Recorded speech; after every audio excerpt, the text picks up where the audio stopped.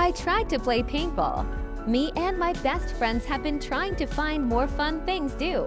We got tired of going to craft breweries and bars. We began doing things like hiking, going to museums, movies, and we decided today was the day to try out paintball. We found a really neat course that wasn't terribly far away from the house and had some great reviews. We were greeted by a young man who appeared to probably be around 17 or 18. He went over the rules and we signed the waivers. We bought a box of paintballs to split up and got our guns and masks. I began to look around and notice how serious people took this sport. Many were wearing camo and had smoke grenades and guns that looked similar to real ones. The rules to the paintball course were rather simple. If you get shot, raise your hands and walk out so other participants won't shoot you.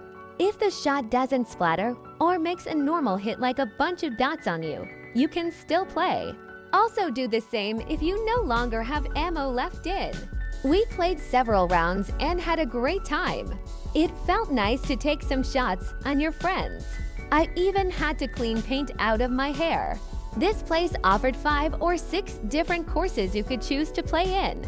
We found one that was in the woods. The rest had barrels, man-made structures to play in. This one we were told was an interesting option. The owner who designed it dug small trenches, had a few wooden boards to hide behind. Other than that, all you had was some brush and trees to hide behind.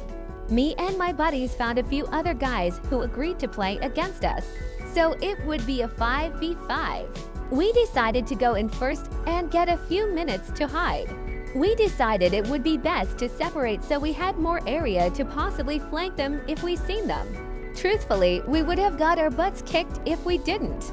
They had professional gear, walkie-talkies, smoke grenades, paint grenades, and we were the noobs. We spread until I found a good area with some tall brush and a few trees. I looked around so I could have escape routes if things went south. I could barely hear the whistle blow to indicate the match.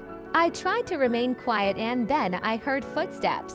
I pointed towards the noise and released a couple shots. I heard some grunting. There wasn't any way it could have been my friends based on the directions they went. I heard paintballs being shot on the opposite side of the field. Whoever I shot wasn't following the rules and raising their hands and leaving. They turned back, and I shot again. I couldn't see the person great, but I could make out they weren't wearing a mask either. That's concerning because you don't want that paint in your eyes or mouth. They grunted again and got behind the tree. I tried to creep slowly to the tree to talk to whoever I hit. I heard a loud boom next to my ear. All of a sudden, I heard a loud scream of hatred. The man was charging towards me with a musket. It felt like everything was happening and in slow motion. The man was wearing a blue uniform.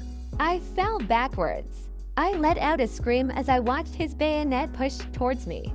I put my hands over my stomach as once he jerked his gun up. I felt dizzy but was able to get up and run. I look over my shoulder and see him pouring powder into his rifle. I see other men in uniform appearing from thin air. They're all pointing in my direction and begin to lift their muskets toward me. I remember tripping and waking up. I woke up to see some first responders over me pouring water on me and making sure my head wasn't busted open. They said I hit my head on a rock. Once I sat up, I pulled my shirt up and there was no wound. Everyone tried to tell me that I must have fell and passed out before the match even started. I almost believed them too. I got home and began Googling history in the area. Today was the anniversary of a battle during the Civil War. The spot I was in was where Northern troops were hiding and hoping to sneak up on their enemy. I tried getting a hold of the owner, but he also believes what everyone else thought.